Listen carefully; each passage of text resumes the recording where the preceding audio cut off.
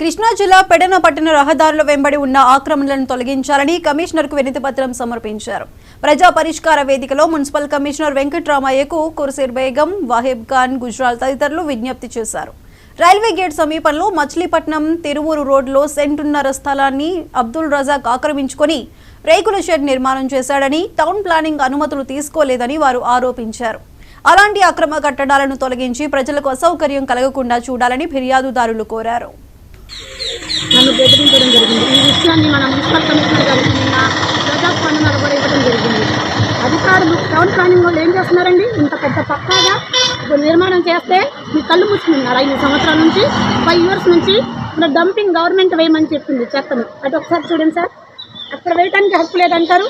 వీళ్ళు పక్కాగా అసలు వీళ్ళకి ఉందా, ఆర్డర్ ఉందా? గవర్నమెంట్ మున్సిపల్ చైర్మన్ గారు దీన్ని వెంటనే తొలగించి మీరు కనుక చొరవ తీసుకోకపోతే కనుక నేను పై అధికారుల దాకా వెళ్ళాల్సి వస్తుంది. మా 16వ వార్డులో కౌన్సిలర్లు ఏమి చేయలేకపోయారు.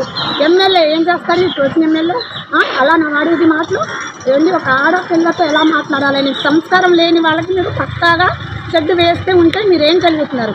దీన్ని వెంటనే మీరు కనుక తొలగించకపోతే దీని పరిణామాలు నేను చాలా అధికారుల దాకా వెళ్ళాల్సి వస్తుంది.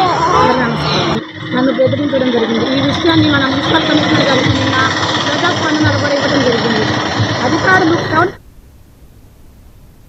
జోగులాంబ